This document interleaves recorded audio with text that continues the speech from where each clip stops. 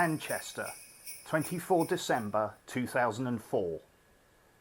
Once upon a time, late on Christmas Eve, a stranger came to the church on Ruby Road. It was an old church, the grand kind one usually finds in small villages, with a tower and a clock face.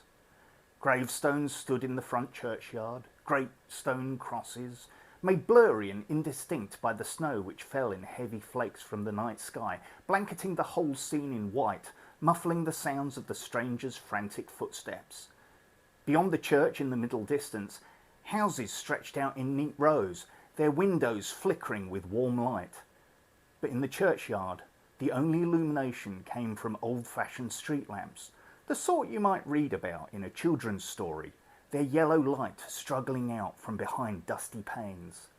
Indeed, you might be forgiven for thinking this is a children's story.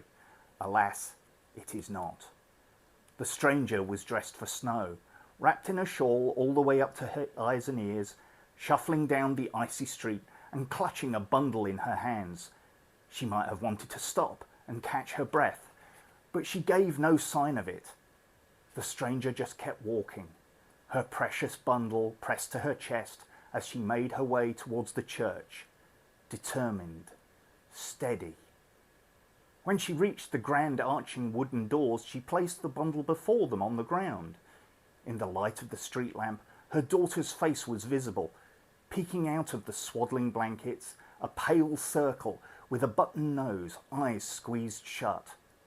Above her, the minute hand on the clock tower ticked closer to the hour. By the time it struck midnight, the stranger was gone, swallowed by the snow and the dark of the night, vanished completely into the wideness of the world.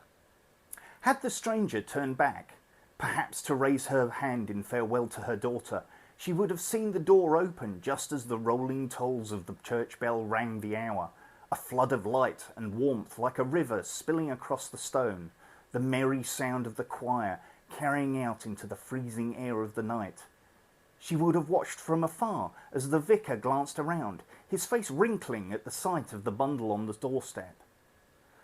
The small waving hands, the little nose and wisps of blonde hair peeking out from behind the child's little cap. She would have seen him scoop up the child, his robes ruffling in the cold evening air, before shaking his head and placing a kiss on the newborn's brow. But the stranger did not see any of those things, though she might have, if only she had turned. Instead, she moved forward, onward, and disappeared into the snow.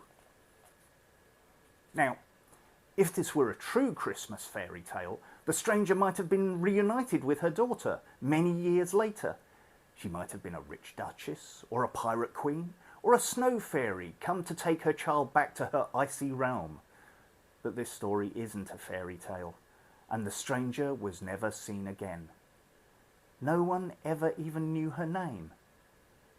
This is what happened instead. Across the snowy square, frozen still as a statue, was a man. In the darkness, his long coat shrouded him in shadow. Behind him, a blue police box stood in the snow, its door open, the interior glowing softly.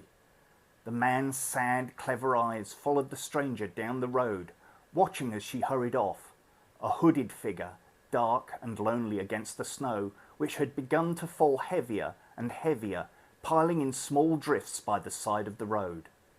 For one moment, it seemed as though he might call to her, say something, but the man wasn't here for her, and the mere minutes he had left to do what he needed were trickling away.